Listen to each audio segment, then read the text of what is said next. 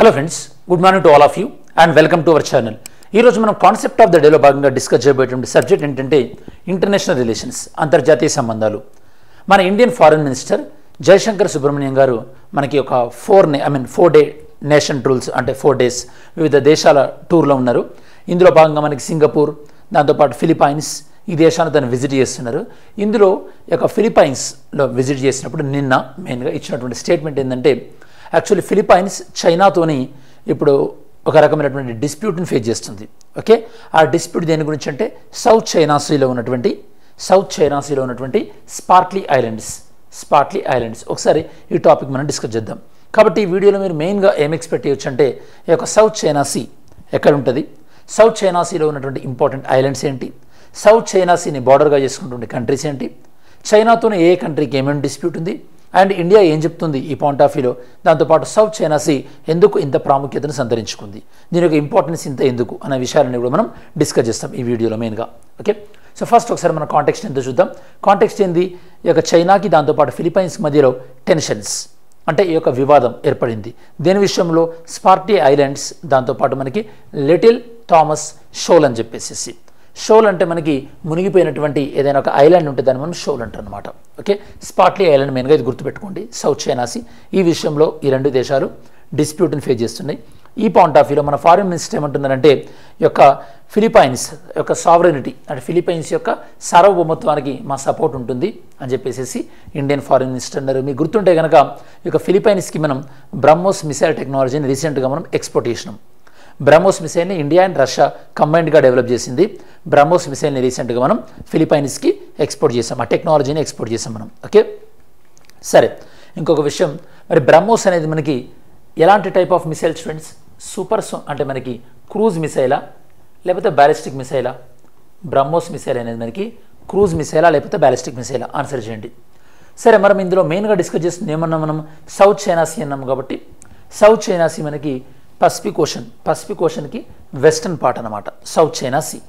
సరే, మీరు south China సీకి బార్డర్గా ఏమున్నాయి కంట్రీస్ మీరు చూస్తే, సౌత్ చైనా సీకి ఇక్కడ మీరు తీసుకుంటే కనుక చైనా, దాంతోపాటు ఫిలిప్పైన్స్, అలానే ఇండోనేషియా, దాంతోపాటు మనకి వియత్నాం.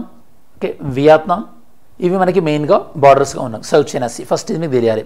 అండ్ సౌత్ చైనా సీలో మీకు ఇంకొక విషయం అర్థం కావాల్సింది ఏంటంటే, సౌత్ చైనా సీలో 9 లైన్ ఇదొకటి ఇంపార్టెంట్ మీకు. 9 లైన్ ఏంటి? 9 లైన్ ఇది మనకు డిఫరెంట్ మ్యాప్లో 9 లైన్ అనేది ఇందులో కూడా మీరు చూడొచ్చు. 9 లైన్ అంటే ఏంటంటే మెయిన్గా ఓకే చైనాస్ 9 లైన్ ఏం చెప్తుంది? 9 లైన్ అంటే ఈ ప్రాంతాలు ఏవైతే ఉన్నాయో 9 లైన్ లోపల ఉన్నటువంటి ప్రాంతాలన్నీ కూడా చైనాకే చెందుతాయని చెప్పేసి చైనా క్లెయిమ్ చేస్తుంది. దాన్ని మనం 9 లైన్ అంటాం. రేపు ఐఆర్ పాయింట్ ఆఫ్ వ్యూలో ఇట్లాంటివి ఒకటి ఇచ్చి ఇది ఏ సముద్రానికి సంబంధించింది అని మిమ్మల్ని అడిగే అవకాశం ఉంటుంది. 9 లైన్ అనేది మనకి సౌత్ చైనా సీ. సరే, ఇందులో ఉన్నటువంటి ముఖ్యమైనటువంటి ఐలాండ్స్ ఏందో చూద్దాం, ముఖ్యమైనటువంటి దీవులు ఏందో చూద్దాం. ఒకటి పార్సిల్ ఐలాండ్స్, రెండవది స్కార్బరో షోల్, మూడవది స్పార్ట్లీ ఐలాండ్స్. ఇవి 3 ఇంపార్టెంట్.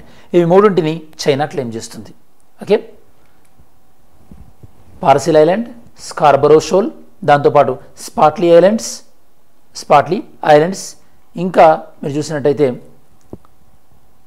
స్పార్ట్లీ ఐలాండ్స్, నెక్స్ట్ మీరు ఇక్కడ జేమ్స్ షోల్ ఇవి ఇంపార్టెంట్ అనమాట. దాంతోపాటు ఇందాక మీకు చెప్పినట్టు ఈ యొక్క థామస్ షోల్, ఇవి మెయిన్గా ఈ యొక్క 9 లైన్లు చైనా మనకి వాటి వాళ్ళు క్లెయిమ్ చేస్తున్నారు. ఈ పాయింట్ ఆఫ్ వ్యూలో ఆల్రెడీ ఈ యొక్క ఫిలిప్పైన్స్ వాళ్ళు, ఈ ఫిలిప్పైన్స్ ఉన్నాయి దీవులు, ఈ ఫిలిప్పైన్స్ వాళ్ళు స్పార్ట్లీ దీవుల విషయంలో గతంలో ఇంటర్నేషనల్ కోర్ట్ ఆఫ్ ఆర్బిట్రేషన్కి వెళ్ళారు. ఇంటర్నేషనల్ కోర్ట్ ఆఫ్ ఆర్బిట్రేషన్ ఇచ్చినటువంటి ఈ యొక్క ఆర్డర్ ఏదైతే ఉందో దాన్ని కూడా చైనా ఫాలో అవ్వట్లేదు. ఇండియా రీసెంట్గా ఏం చెప్పిందంటే, దీన్ని ఉద్దేశిస్తూ మనకి ఈ యొక్క ఫిలిప్పైన్స్లో మన ఫారిన్ మినిస్టర్ ఏం చెప్పారంటే, ఈ యొక్క ప్రతి ఒక్కరు కూడా యుఎన్ క్లాస్ అంటే United Nation Convention on Law of Sea అంటే మనకి సముద్ర జలాల్లో ప్రతి దేశం కూడా కొన్ని అంతర్జాతీయ చట్టాలని ఫాలో అవ్వాల్సి ఉంటుంది. అలాంటి అంతర్జాతీయ చట్టం ఏంటంటే UNCLOS. ఇది మనకి సముద్రాల్లో ఈ యొక్క వివిధ దేశాలు ఫాలో అవ్వాల్సింది.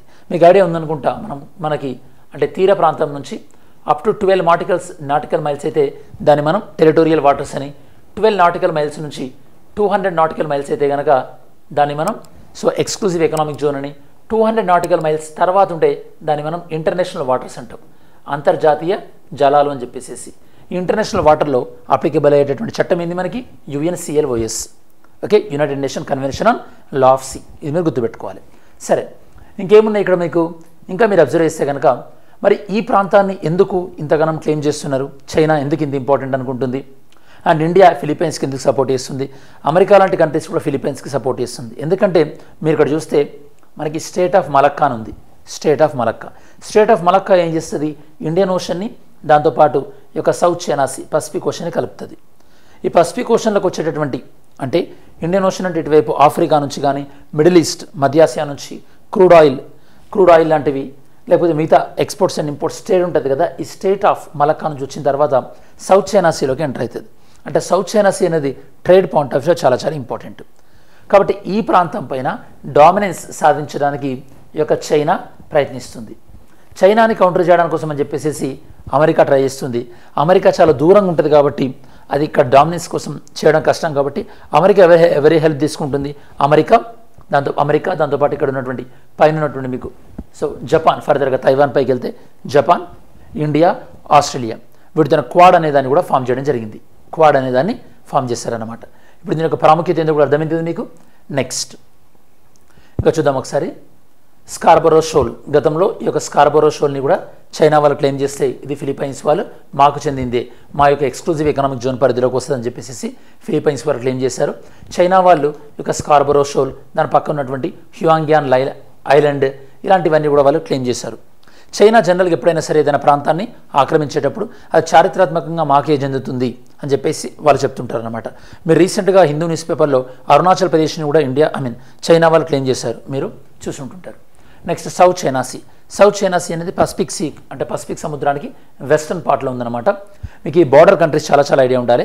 సౌత్ చైనా సీకి బార్డర్గా ఉన్న కంట్రీస్ ఏంటి, China, Taiwan, Philippines, Malaysia, Indonesia, Brunei, దాంతోపాటు వియత్నాం, ఇవన్నీ కూడా borders. And South China Sea దేంతో ఫామ్ అయింది, ఈ యొక్క సౌత్ చైనా సీ అనేది సౌత్ చైనా సీ దాంతోపాటు ఈస్ట్ చైనా సీ ఇవి రెండు కలిసి సౌత్ చైనా సీగా ఫామ్ అయింది మనకి. Next Paracel Islands, China control చేస్తుంది వీటిని డైరెక్ట్గా. పార్సిల్ ఐలాండ్స్ మనం ఇందాకనే సౌత్ చైనా సీలో ఈ యొక్క పార్సిల్ ఐలాండ్స్ నార్త్లో ఉంటాయి. ఫస్ట్ స్పార్ట్లీ ఐలాండ్స్ కొద్దిగా సౌత్ ఉంటాయి. ఈ నార్త్ అనేది కొద్దిగా చైనాకి దగ్గరగా ఉంది కాబట్టి పార్సిల్ ఐలాండ్స్ని వాళ్ళు కంట్రోల్ చేయడం ఈజీగా ఉంది. బట్ స్పార్ట్లీ ఐలాండ్స్ అనేది ఫిలిప్పైన్స్కి దగ్గరగా ఉంది కాబట్టి ఇంతగానం కాంట్రవర్సీ ఉందన్నమాట. ఇప్పుడు నెక్స్ట్ ఇది ప్రపంచంలోనే second busiest maritime lane, important trade route crude ఆయిల్కి కానీ మిగతా విషయాలన్నిటికీ, ఎస్పెషల్లీ మనకి ఆఫ్రికా నుంచి వచ్చేటటువంటి క్రూడ్ ఆయిల్, దాంతోపాటు ఆఫ్రికాకి వెళ్ళేటటువంటి ట్రేడ్. హాంకాంగ్ కానీ సింగపూర్ కానీ ఇవి మనకి సదర్న్ తైవాన్ కానీ ఇవన్నీ మేజర్ పోర్ట్స్ అనమాట. తైవాన్ నుంచి మనకి ఎలక్ట్రానిక్ ఎక్స్పోర్ట్స్ అనేవి చాలా ఎక్కువగా ఉంటాయి. మన ఇండియాకి ఏదైనా ఎలక్ట్రానిక్ ఎక్స్పోర్ట్స్ రావాలన్నా కూడా ఈ సౌత్ చైనా సీ నుంచి అక్కడ నుంచి మనకి షిప్పింగ్ రావాల్సి ఉంటుంది. మనకు ఆల్రెడీ ఈ యొక్క బార్డర్ కంట్రీస్ మేము డిస్కస్ చేసాం. సౌత్ చైనా సీ మీరు ఇలా ఒక్కొక్కటి ఫినిష్ చేసుకుంటే better. Border countries South China Sea, Mediterranean Sea ఇలాంటివి అనమాట. ఈ డిస్ప్యూట్ పార్సిల్ ఐలాండ్స్ విషయంలో, స్పార్ట్లీ ఐలాండ్స్ విషయంలో, 9 డాష్ లైన్ విషయంలో ఈ డిస్ప్యూట్లో చైనా పైన ఎవరు కంప్లైంట్ ఇవ్వడం జరిగింది, ఇంటర్నేషనల్ ట్రిబ్యునల్. ఓకే, దాని తర్వాత పర్మనెంట్ కోర్ట్ ఆఫ్ ఆర్బిట్రేషన్ కూడా మనం కంప్లైంట్ ఇచ్చారు ఫిలిప్పైన్స్ వాళ్ళు సింగపూర్లో, ఈవెన్ ద హేగ్లో ఉన్న దాంట్లో. But international court of arbitration ఇచ్చినటువంటి ఆర్డర్స్ని కూడా చైనా వాళ్ళు పాటించలేదు. 9 డాష్ లైన్ అంటే మనం చెప్పాము స్కార్బరో ఈ యొక్క షోల్, దీన్ని ఫిలిప్పైన్స్ వాళ్ళు క్లెయిమ్ చేస్తున్నారు. చైనా వాళ్ళు వాళ్ళ యొక్క ట్రెడిషనల్ హ్యూయాంగ్యాన్ ఐలాండ్ అంటున్నారు. స్పార్ట్లీ చైనాకి దాంతోపాటు ఈ యొక్క ఫిలిప్పైన్స్ మధ్యలో ఇప్పుడు అది డిస్ప్యూట్ ఉంది. పార్సిల్ ఐలాండ్ మేజర్గా చైనా వాళ్ళు క్లెయిమ్ చేస్తున్నారు. కొన్ని సందర్భాలలో వియత్నాం వాళ్ళు కూడా ఇది మాదే అని అంటున్నారు అనమాట. ఇది మనకి ఓవరాల్గా ఈ యొక్క సౌత్ చైనా సీ డిస్ప్యూట్కి సంబంధించింది. సో ఇప్పుడు సౌత్ చైనా సీ డిస్ప్యూట్ విషయంలో మన ఫిలిప్పైన్స్ యొక్క సావరెనిటీని గౌరవిస్తాం. అలానే ఎవరైనా సరే ఇంటర్నేషనల్ లాస్, అంతర్జాతీయ చట్టాలను పాటించాల్సిందే అని చెప్పేసి మన ఇండియన్ ఫారిన్ మినిస్టర్ అన్నటువంటి నేపథ్యంలో సౌత్ చైనా సీ డిస్ప్యూట్, దాంతోపాటు సౌత్ చైనా సీకి ఉన్నటువంటి బార్డరింగ్ కంట్రీస్ ఏవైతే ఉన్నాయో వాటికి సంబంధించినటువంటి సమగ్రమైన విశ్లేషణ. Thanks for watching this video. Have a great day. జై హింద్.